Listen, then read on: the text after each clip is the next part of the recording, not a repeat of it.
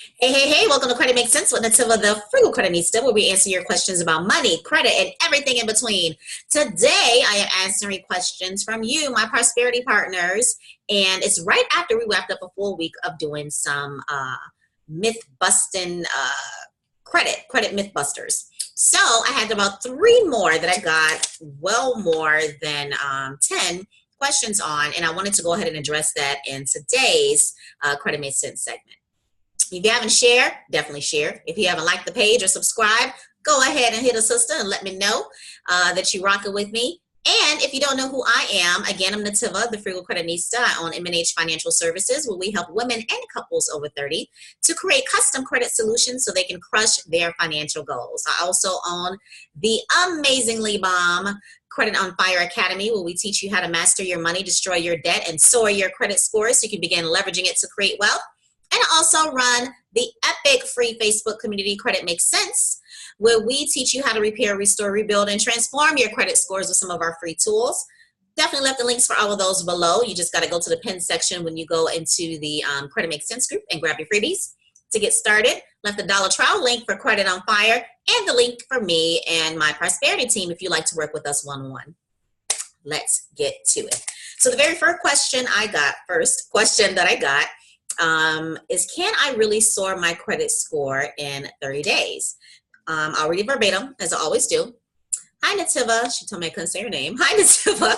I'm writing you because I'm thinking about hiring a company who guaranteed, stumbled over the word because it's not something that we're supposed to do in the credit industry, who guaranteed that I can see results in their credit program in 30 days or less. Wanted to know if this is really true or if this is another way to sell me. Hi, it's very interesting that you would ask somebody who offers credit services about another person's credit services. All right, so let's get going. Can you see results in 30 days or less? Yes, you can. It more than likely won't be with disputing. So I will go and look at the tactics that they use. And if it's just sending letters, then I will tell you that it's going to be around 45 days or so. The reason being is that when we send a dispute letter, the 30 days on the start once it's put in the mail. The 30 days start once the bureaus receive it. So you have to count from mailing time, the 30 days, and then their mailing time back to us. So you're looking at about roughly 36, 37 to 45 days that you'll receive results. If you're working with them on other areas of your credit report as we do, which is repairing, paying down stuff, adding on products, so we kind of go through the whole gamut. We approach credit from a 360 approach, repair, restore, rebuilding. So if they're doing all of those within your first 30 days, if there is a possibility, I'll give you an example of one woman that we work with who scores 1 to 300s, kind of upper 300s, and she really didn't have anything positive on her credit report, nor did she have anything open and positive on her credit report. Most of the things that were listed on there were fairly old. All we did was add on some products, taught her how to manage them efficiently. They reported in less than 30 days and shot our credit scores up almost 300 points just because FICO now had something positive and new and open to score, and it was great. So that answers that question. I got that answered a lot. Can I really increase my scores in 30 days? If your credit makes sense, I actually left a full list of the products that we use outside of disputing to help clients soar their credit scores in 30 days or less. If you're in Credit on Fire, I have a whole rebuilding section that literally walks you through step by step what products we use, how to use them, how to manage them, all of that good stuff. All right. Personal data is the next one. Hi, Netiva. I was told that if I remove my personal data, my personal information and addresses from my credit reports, that my scores were increased. Is this true? Can I tell you, I probably got about 30 messages from this since we started doing the Credit Makes Sense segment. No, it's not true. Your personal information, any informational data, so that's name, addresses, employer, what else is on there? Anything else that's in that personal data section of your credit report, none of that is scored. So that has absolutely nothing to do with your credit score. So if you remove them, no, your credit scores won't increase automatically. However, there is a method that we have called an indirect dispute, and that's when we remove other pieces of your credit because of how it relates to the things that do factor into your credit score. So for example, if we are attempting to remove collections, we may look on your credit report to see if there's any or which address is tied to the collection. We'll attempt to remove this preferably old, outdated address, and that's because the newer addresses you may want to keep on there, but if it's an older address, we'll remove the older address that's tied to the collection, because when the bureaus go in and try to do an automatic verification on the account, it's not going to have that attached to it. So they can increase the chances of you getting a really good investigation going in whatever area we pinpoint when we go in and dispute it. We'll have a higher chance of really getting investigated. So basically, removing the address increases the likelihood of getting a full investigation, which increases the likelihood of you getting a deletion. Remove the personal data, increase chances of getting a deletion. That's a combined version. So you may want to do that. Another thing, coming from the real estate background, I can personally tell you that when our clients had a lot of older addresses and different name variations, it just wasn't a good look. It really increased the risk level. Basically, you're a lender, you're looking to give somebody a 6-figure loan for 30 years, and they have 15 addresses in 2 years. Okay, and that's how the lender is looking at us. So that's another reason why we work on making sure that only the most up-to-date and accurate information is reporting, even in the personal data section. If you haven't taken the 5-day credit challenge, my free 5-day credit challenge, day 1, I literally break this all the way down. If you're in Credit on Fire, the very first full course that you are instructed to take, the Start Here course, that is going to walk you through all of this step by step by step by step by step and beyond. I did leave the link for the dollar trial again. If you have not shared, liked, or subscribed by now, please do so before we go to this next section. We do not grow and become empowered, financially empowered alone. We pull our partners in with us. Now, the very last one I have, this is probably the second to the top one that I got questions on just in the past week.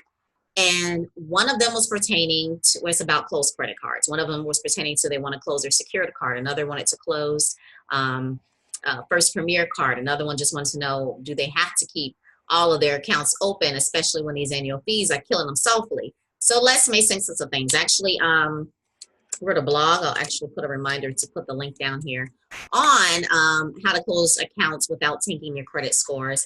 And we're going to go into it. I actually want to read verbatim something that I got. It's a nationally publicized article, meaning it's a very, very popular article, and a lot of people read it and a lot of people believe this. So let's go on there. One of the hacks that they said in order to raise your credit scores is to leave all credit accounts open. While only representing a small percentage of your credit score, the length of your credit history does contribute 15% of your score. If you cancel those accounts, you will shorten the length of your credit history and damage your scores. So I can understand why a lot of people will believe that if you close your accounts, your history will shorten, boom, your scores go down. Fact of the matter is, when you close your a credit account, it stays on there for 10 years from the date of closure.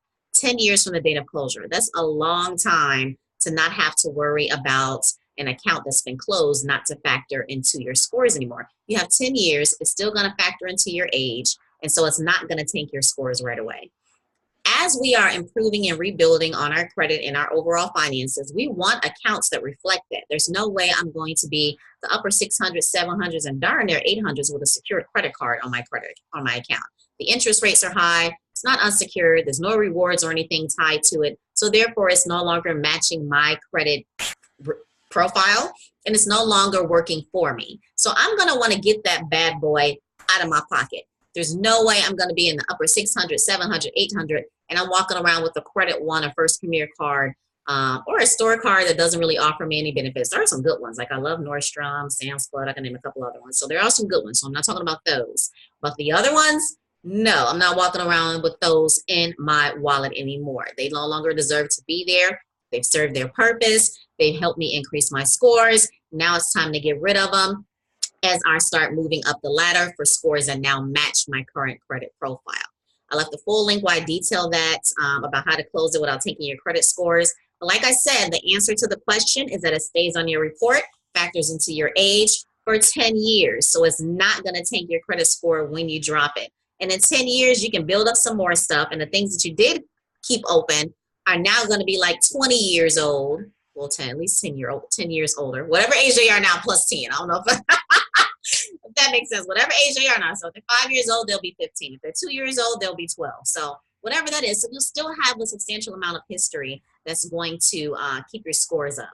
So for me, I actually had an account drop off after years, a 10-year mark, and it probably went down like, it was less than 10 points. So it wasn't like, oh my God, it was less than 10 points because I had been making sure that before I even closed it, I had gotten the cards that were going to rock with me for a while that I still have. So it was very nominal. And just by bringing, start charging on some accounts that I hadn't charged on in a while, less than 1% actually. It was probably 0.5%.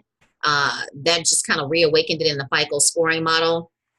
And I got those points back like immediately. So that made no sense to you. If that made no sense to you, put a comment in below and I will definitely elaborate on the matter.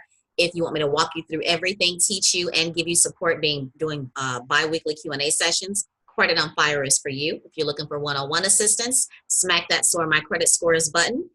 And I'll link the link to the free community as well. If you haven't shared, subscribed, or liked, do so now. We love welcoming people into our Prosperity Partners family and making sense of some things during our Credit Makes Sense segment. If you have questions that you would like answered during our Credit Makes Sense segment, then please email them to social@mnhfinancialservices.com, social@mnhfinancialservices.com, and you know I left the email address below. Chat with you soon. Bye.